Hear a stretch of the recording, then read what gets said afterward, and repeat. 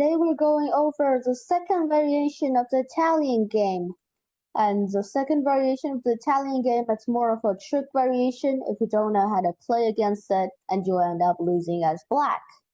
So without further ado, let's jump right into action. So this variation begins with white playing e4, grabbing the center, and black plays e5, going against this pawn, and white plays knight f3, black plays knight c6, white plays for c4, black plays for c5, trying to copy white, putting those two bishops in the nice diagonal. And then now, white plays c3, trying to go for a d4 next move. And now black plays knight f6, and here white plays d4.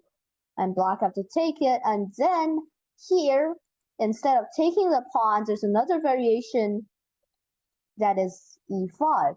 And e5, this variation, if you don't know how to go against it, you'll end up losing.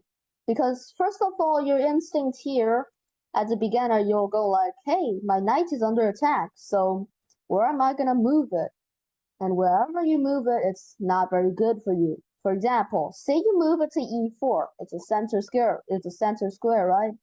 But now you are going to face c takes d4. And now white has this big white center, and your pieces are very inactive. And say you play bishop b4, check out bishop d2, and now although there's this big trade, I have this massive center, and so white is better. So you have to play this move d5 here, and d5 is a very critical move well, it's the only move in this position. So d5. Now you counter this knight threat, by playing d5 and countering. So now, when he plays d5, white has two choices. The guys who don't know this variation, they play e takes f6. And now you play d takes c4. Now you have this great center, and if he plays f takes g7, you play rook g8. And here on this position, it's pretty complicated, but black is, as you can tell from the evaluation bar, black is much better. So back to the main line, white plays bishop b5 here, still escaping the bishop and keep on strengthening the knight. So now black plays knight e4, grabbing the center, putting the knight in the square in the center, and now white plays c takes d4, and black plays bishop b6. Now the reason black doesn't play bishop b4 check is because after, say, knight b d2, and like take, it's a variation where you all get your pieces off the board, and this doesn't look, and if you are going for a win, well, obviously you don't want to go for this variation. So we play bishop b6 here, and the variation white will play here is knight c3, and now you play castles. So the thing about castles is that white plays bishop b3 here. One thing to notice is that if you place knight e4, you just take back, and now this pawn is under attack. And well, if he needs to move the knight, or the knight will be captured by my pawn.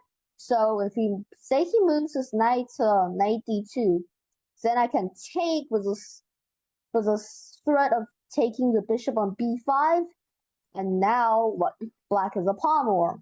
So bishop b3 is a move white will play here, and now black plays bishop g4 to not let white take the pawn, take the knight, not the pawn, take the knight, and then get this weird pawn on e4, because white plays bishop e3 to have more protection of this d4 pawn. Now when you play bishop d4, say white was to take. Now I can take this pawn, and well, your knight is dead because I have this pin, and you have to play h3 here, which I think I just take, and you take, and then I just grab the center pawn, and this g2 pawns are both available, and this position is just black is better, as you can tell from the engine bar. So, and here when you play bishop d4, White won't take it, and white will play this move queen c2, escaping the pin. Meanwhile, also threatening to take the pawn and take it with his queen. So now black plays bishop takes f3, g takes f3, and knight to g5. And now white will play this long castle, and now there's this gambit which you take, and now obviously you're threatening this pawn. Black is threatening this pawn, so white have to take this pawn, or knight, sorry. And after you take back, now white will play queen e2. And when you look at this position in first instinct, you're like, yeah, black looks very bad in this position. I mean, white has all his pieces and black's bishop is not in the battlefield, not in the king side. But no need to worry because it's just a bluff. And here you will play knight h4, and after say like rook hf1, or wait, sorry, not rook hf1, after say rook hg1, threatening bishop d5, you have this nice move f6. And what does this f6 move do? Like if say he was taking, like say he was to take, you just take back, and if he plays bishop d5, white was like, yeah, I fork both the queen and the knight, right? I'm gonna win this position.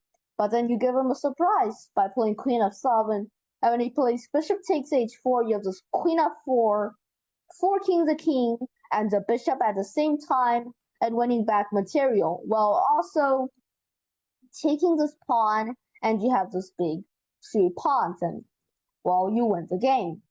So after rook hg1, you just play f6, and then you no need to worry about anything, and then you just play chess.